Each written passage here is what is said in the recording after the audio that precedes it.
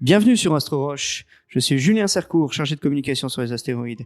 Ce podcast est effectué en compagnie du Dr Patrick Michel, directeur de recherche au CNRS, au laboratoire Lagrange de l'Observatoire de la Côte d'Azur, Université Côte d'Azur. Patrick est également l'auteur du livre À la rencontre des astéroïdes, chez Odile Jacob. Ce podcast est dédié aux astéroïdes, à leur importance scientifique et aux moyens de se protéger du risque d'impact, autrement appelé la défense planétaire. Ce podcast est le premier épisode d'une série consacrée à l'astéroïde Apophis. Alors Patrick Michel, pouvez-vous nous présenter l'astéroïde Apophis ? Oui, alors Apophis est en fait un astéroïde, un petit corps rocheux d'une taille de l'ordre de 340 mètres de diamètre. Alors 340 mètres, c'est de l'ordre de 3 fois la taille d'un stade de foot, pour donner un petit peu une échelle. Et il se trouve, pour mettre directement le pied dans le plat, que Apophis va passer très près de la Terre le vendredi 13 avril 2029. Vendredi 13, c'est une date symbolique. Et pourtant, il ne représente absolument aucun risque, puisqu'on sait exactement où il va passer. En fait, il va passer à 32 000 km de la Terre, c'est-à-dire à l'intérieur de la trajectoire, de l'orbite des satellites géostationnaires artificiels. Et c'est en fait suffisamment près pour que depuis l'Europe de l'Ouest et l'Afrique du Nord, eh bien, on puisse voir sa lumière à l'œil nu. Du coup, au lieu d'être un risque, c'est en fait une opportunité unique qui s'offre à nous une fois tous les 1000 ans et sur laquelle nous allons revenir. Oui, en fait, c'est comme si tous les terriens avaient gagné au loto, d'une certaine manière. Mais avant de revenir à cette opportunité et à l'histoire de la découverte de cet objet, j'ai vu qu'on appelle ce type d'astéroïde des géocroiseurs. Pouvez-vous nous dire ce que cela signifie concrètement ? Alors, un astéroïde géocroiseur, c'est tout simplement un astéroïde qui croise la trajectoire de la Terre. Pourquoi cette distinction ? C'est parce qu'en fait, la plupart des astéroïdes sont dans une ceinture qui est située entre Mars et Jupiter, qu'on appelle la ceinture principale. Donc, c'est une sorte d'anneau de corps rocheux, d'ailleurs de composition très variée, un petit peu comme dans la guerre des étoiles, quand on voit Han Solo traverser une ceinture d'astéroïdes avec son Faucon Millennium, sauf qu'à l'inverse de ce qui se passe dans la guerre des étoiles, si on faisait ça, on n'en verrait aucun, parce que même s'ils sont extrêmement nombreux, il faut quand même se rappeler qu'ils sont petits dans un espace qui est extrêmement grand. Le plus gros fait 950 km de diamètre, il s'appelle Cérès. Puis après, on chute très vite en taille. On a à peu près 1 million de corps plus grands que 1 km dans la ceinture. Ça équivaut en tout à peu près 1/1000 de la masse de la Terre.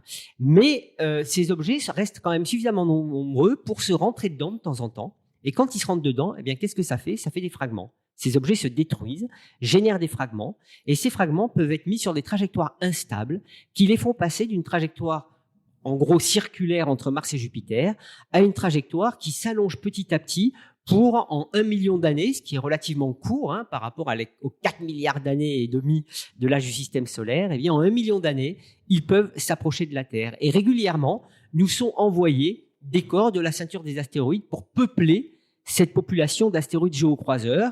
Et de ce fait, de temps en temps, un objet de la taille d'Apophis arrive vers nous à une distance de 32 000 km de la Terre. Comme je l'ai dit, ça se produit une fois tous les 1000 ans. Oui, donc revenons à cet astéroïde Apophis. Quand et où a-t-il été découvert et pourquoi très vite il a attiré l'attention des spécialistes comme vous ? Alors en fait, il a attiré l'attention non seulement des spécialistes, mais aussi des médias, et on va voir pourquoi. Il a été découvert en juin 2004 depuis l'observatoire Kitt Peak en Arizona. Et dès qu'on découvre un objet, eh bien, on se met à calculer son évolution pour estimer la probabilité d'impact avec la Terre, évidemment, puisqu'on veut savoir si un objet nouvellement découvert représente un danger. Et il se trouve que lorsque ces calculs ont été menés en décembre 2004, eh bien, on a trouvé une probabilité non nulle qu'il entre en collision avec la Terre le 13 avril 2029. Et quand je dis une probabilité non nulle, elle était de l'ordre de 2,7%, donc on va dire 3%.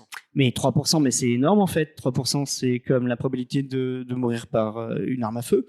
Oui, d'après les statisticiens, c'est ce qu'on dit. On estime que c'est à peu près cet ordre-là. Donc ça veut dire que c'est quand même une probabilité très élevée, sachant que là, c'est un objet de 340 mètres de diamètre. Donc s'il tombe sur Terre, c'est pas simplement un être humain qui meurt, c'est toute une région, voire un pays qui est dévasté. Et alors du coup, on fait quoi dans ce cas-là ?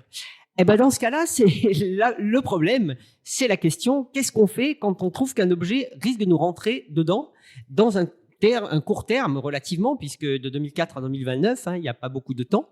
Et c'est là que, pour la première fois, on s'est posé cette question, qu'est-ce qu'on fait quand nous, les astrophysiciens, on découvre un objet dont on estime qu'il peut rentrer en collision avec la Terre? Qui on appelle si jamais il faut mener une action? Alors en France, en 2004, le président de la République, c'était Jacques Chirac. Aux États-Unis, c'est George Bush. Est-ce qu'on appelle les présidents? Mais comment? Moi, j'ai pas le téléphone du président. Et c'est à partir de là qu'on s'est dit qu'il valait mieux commencer à s'organiser de façon internationale pour savoir comment répondre à ce problème le jour où éventuellement il se concrétiserait.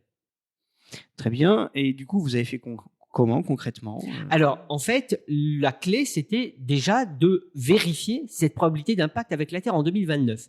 Fort heureusement, en recoupant les observations qu'on avait avec des observations précédentes qu'on a retrouvées qui étaient liées à ce même objet, qui d'ailleurs à l'époque ne s'appelait pas encore Apophis, mais 2004 MN4, c'est les premières appellations avant d'avoir un nom, eh bien, on a pu voir que, OK, 2029, il ne nous rentrait pas dedans, mais il avait une possibilité de nous rentrer dedans lors de son prochain passage en 2036. Pourquoi ?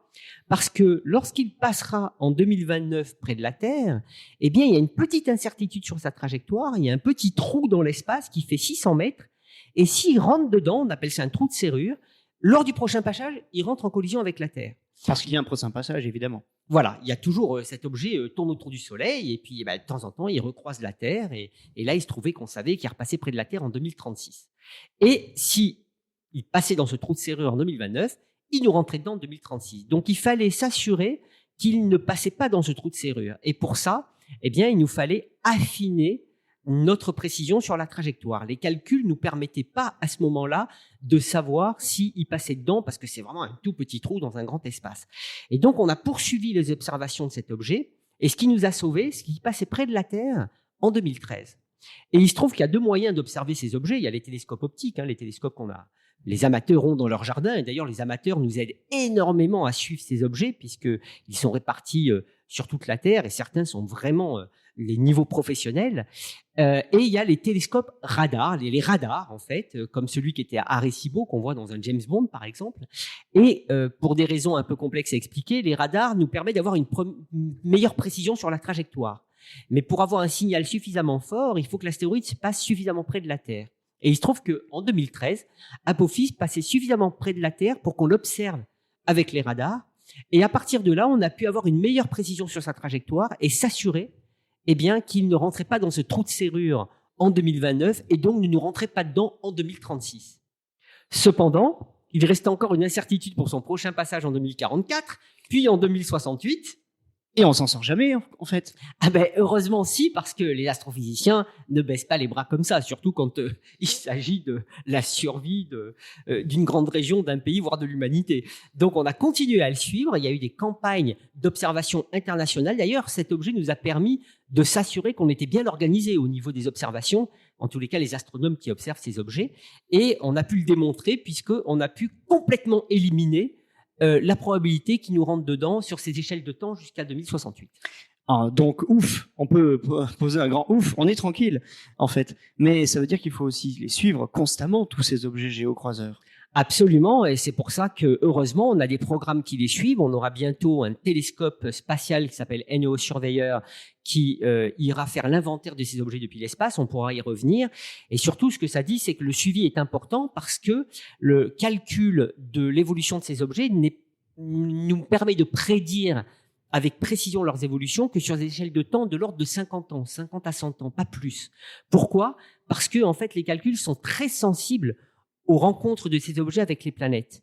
Et donc, si je prends deux conditions initiales de la trajectoire d'un objet et que je calcule son évolution dans le temps, eh bien, les évolutions vont être à peu près similaires sur des échelles de temps de l'ordre de 50 ans. Et au-delà de ça, les erreurs s'accumulant, eh bien, les deux évolutions vont plus rien avoir l'une avec l'autre. Et donc, je ne saurais pas dire quelle est celle qui est juste. Un petit peu comme en météorologie. En météorologie, on calcule l'évolution du temps qui va faire dans les prochains jours. Et pour ça, on a besoin de partir de pression, de données de pression, de température, de densité de l'air, etc., etc. Et on fait un calcul de ce qui va se passer. Et puis, on refait le même calcul en variant de façon infime l'un de ces paramètres initialement. Et on s'aperçoit que le calcul donne à peu près le même temps sur 3, 4, 5 jours, mais au-delà, il donne plus du tout le même temps que le premier calcul, donc ça veut dire qu'on n'est plus capable de dire quel temps il va faire. Eh bien, c'est pareil pour les astéroïdes. Évidemment, plus on les suit, plus on prolonge l'échelle de temps de nos prédictions. C'est pour ça qu'il faut les suivre constamment. Ah, donc à quand un bulletin météo de l'espace, du coup, sur TF1 après le journal? Eh bien, c'est une très bonne question. Un bulletin météo de l'espace concernant les astéroïdes, il n'aura pas lieu dans les journaux télé parce que malheureusement, il ne s'intéresse qu'au cas où il y a un danger avéré. Et donc, ils sont moins intéressés à savoir comment on fait ça, malheureusement, et d'où l'intérêt d'un tel podcast. Mais on a quand même des sites à l'Agence spatiale européenne et à la NASA où vous pouvez trouver toutes les informations sur tous les objets. Quels sont ceux qui ont un niveau de risque élevé? Pour l'instant, il n'y en a aucun, mais de temps en temps, ça apparaît parce que, comme dans le cas d'Apophis, les premières observations nous donnent une probabilité élevée qu'il faut s'assurer qu'elle n'est pas réelle. Et c'est pourquoi, d'ailleurs, ça permet de dire que nous faisons ça en toute transparence. C'est-à-dire qu'il ne faut pas faire appel à la théorie de la conspiration. Toutes les observations des astéroïdes sont immédiatement mises sur ces sites. Pourquoi? Même quand on a une grande incertitude et une probabilité initialement élevée, parce qu'on a besoin des amateurs pour que, lorsqu'on a une probabilité élevée, ils suivent ces objets et nous assurent que cette probabilité se réduit et s'annule même une fois qu'on a une meilleure précision sur les observations. Donc les bulletins météo existent, pas dans les journaux télévisés, mais sur les sites des agences spatiales sur lesquels les amateurs et les professionnels peuvent aller pour vérifier l'état des lieux. Extrêmement intéressant, effectivement. Et ça sera aussi extrêmement intéressant donc de suivre l'approche d'Apophis en 2029, même s'il ne présente donc aucun danger, ce qui est très rassurant. Dans un prochain podcast, Patrick, donc avant de revenir à ce que l'on sait d'Apophis et cette rencontre avec la Terre, je souhaiterais que nous abordions le rôle important qu'a eu Apophis dans la mise en œuvre d'une réponse internationale coordonnée au risque d'impact. Très bien, merci.